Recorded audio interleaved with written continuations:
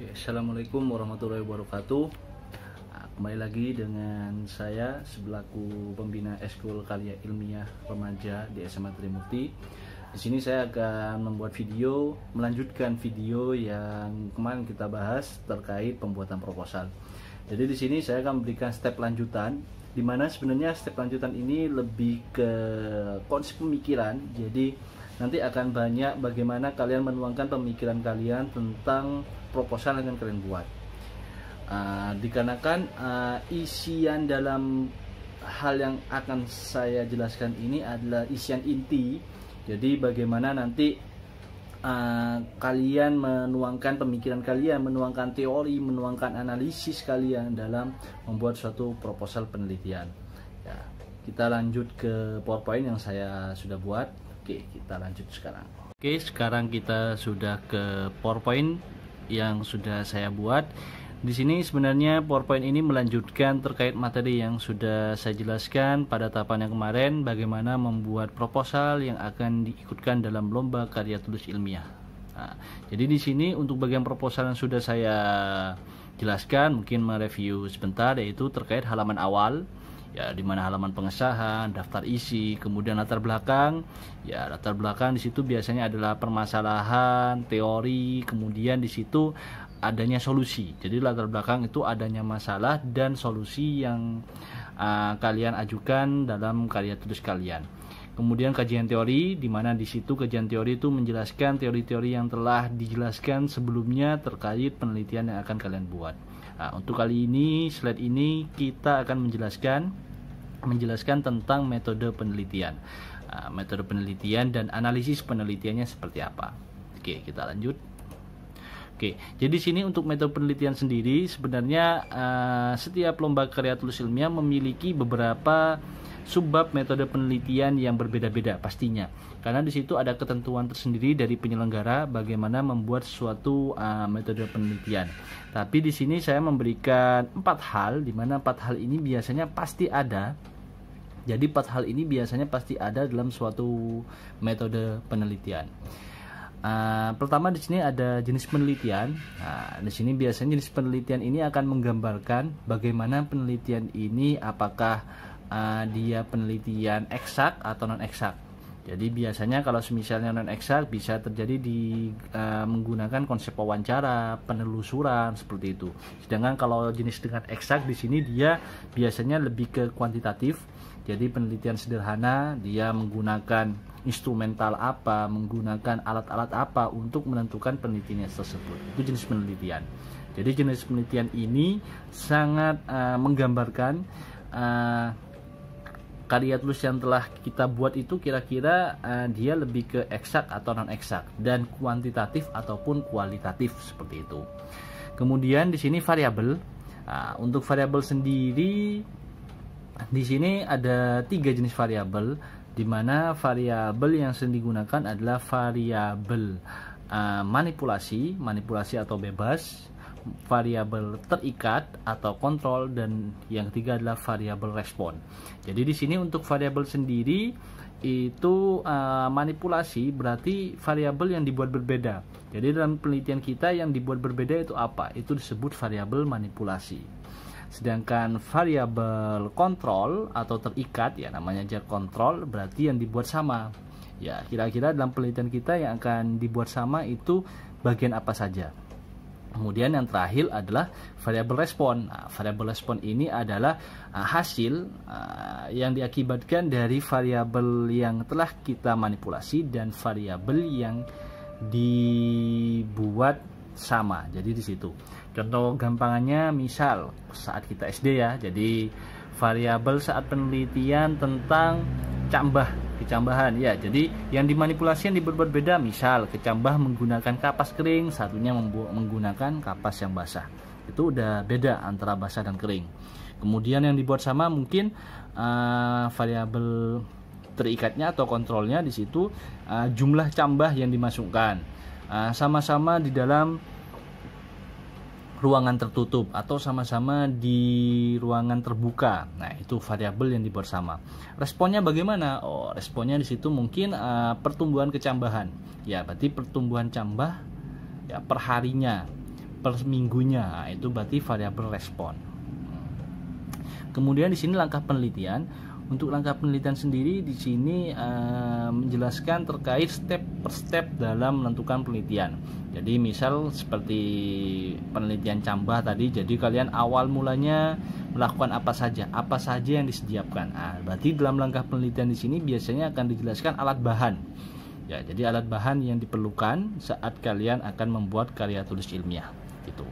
Kemudian ya setelah langkah penelitian, maka di situ per stepnya akan dijelaskan langkah analisis penelitian. Nah, jadi analisis kalian itu menggunakan apa? Ya bisa menggunakan kurva, bisa menggunakan alat instrumen. Ya jadi kalau misalnya udah benar-benar kompleks, biasanya dia akan menggunakan instrumen penelitian seperti hasil AAS, ya, UVV seperti itu. Jadi menggunakan hasil-hasil yang telah menggunakan instrumen. Tapi biasanya untuk langkah analisis penelitian untuk yang paling sederhana adalah dengan tabel sebenarnya. Jadi membandingkan tabel ya dia dengan variabel yang telah dibuat beda. Jadi di situ dibuat beda, nanti kira-kira untuk perbedaannya bagaimana, persentase seperti apa, itu biasanya langkah analisis penelitian seperti itu. Oke, sekarang saya akan berikan contoh, kira-kira contoh dari langkah penelitian seperti apa ya. Oke, jadi jadi di sini saya akan memberikan contoh untuk metode penelitian. Ini merupakan hasil karya dari anak KIR SMA Trimurti yang ini lolos semifinal ini. Ya, jadi di sini saya akan memberikan contoh variabelnya ya. Di sini variabel manipulasi. Oh, yang dibuat beda di situ sabut kelapanya. Kebetulan di situ ada yang pakai sabut kelapa, ada yang enggak. Jadi di situ variabel kontrol yang dibuat sama itu volumenya, volume suara, alat pengukur, itu dibuat sama. Responnya apa aja? Berarti frekuensi, karena kita menangkap frekuensi. Ini di sini ada alat bahan. Jadi prosedur dengan alat bahan itu biasanya jadi satu dalam metode penelitian, ya menjelaskan bagaimana prosedur dan alat bahan. Nah, itu alat bahan. Nah, di sini berarti kenapa kok di sini tidak? Ini menguji frekuensi suara. Menguji ini sebenarnya adalah analisisnya. Bagaimana analisis suatu penelitian yang telah dilakukan. Berarti di sini mengujinya seperti apa? Kenapa kok tidak tertera dengan subbab analisisnya? Berarti apa? Berarti penyelenggara dia hanya meminta untuk subbabnya hanya prosedur dan rangkaian penelitian. Tetapi meskipun tidak ada bagian langkah-langkah analisisnya, tetap di dalam langkah penelitian, analisis penelitian secara tidak langsung sebenarnya akan tampak bagaimana kalian akan menganalisis dari hasil penelitian kalian. Oke, lanjut. Nah, ini merupakan analisis penelitian. Jadi di sini benar-benar berperan penting dalam mengolah data yang telah kalian hasilkan. Nah, jadi di sini hasil penelitian yang pertama, analisis penelitian itu biasanya di bab 4 terdapat analisis penelitian berupa hasilnya. Jadi setelah kalian melakukan penelitian, kira-kira hasilnya apa aja. Jadi biasanya menggambarkan data yang telah kalian peroleh. Ya, data yang telah kalian peroleh. Ingat ya, untuk hasil penelitian ini tidak boleh dimanipulasi. Ya, jangan kalau misalnya hasilnya jelek, ya udah kita tulis apa adanya. Kalau hasilnya bagus, ya sudah kita tulis apa adanya. Nah, jadi kalau jangan sampai suatu hal penelitian itu tidak harus sesuai dengan teori, tidak harus sesuai dengan kenyataan. Jadi kita melakukan, yang penting kita udah sesuai dengan prosedur. Apapun hasilnya kalian tulis benar sebenarnya. Jadi di situ benar-benar jiwa dari seorang peneliti itu akan terlihat dari hasil penelitiannya. Oke, hasil penelitiannya harus benar-benar sesuai dengan kenyataan. Kemudian analisis. Nah, ini kebanyakan dari siswa ya bingung, apa sih sebenarnya analisis? Analisis itu adalah menghubungkan antara hasil penelitian yang telah didapat dengan teori yang ada. Jadi analisis itu seperti itu. Jadi misal hasil penelitiannya kecambah seharusnya tumbuh perharinya itu 1-2 cm perharinya.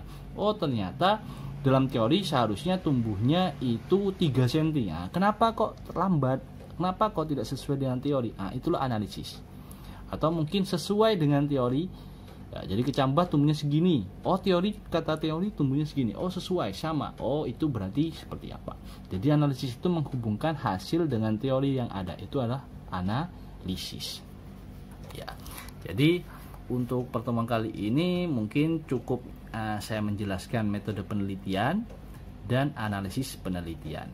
Ya. Untuk video selanjutnya saya akan menjelaskan terkait kesimpulan dan lampiran. Oke, sekian dari saya. Kalau misalnya ada suatu pertanyaan, silahkan kalian tanyakan di dalam kolom komentar. Jadi di sini saya membuka kira-kira saran dan komentar atau kritik yang telah saya jelaskan di sini terkait materi tentang metode penelitian dan analisisnya.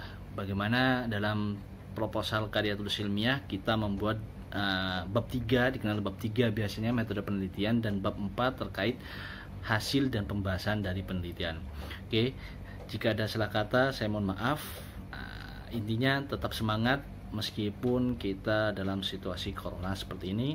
Belajar tidak menghentikan kita meskipun situasi seperti apa. Oke, saya akhiri. Terima kasih atas perhatiannya. Assalamualaikum warahmatullahi wabarakatuh.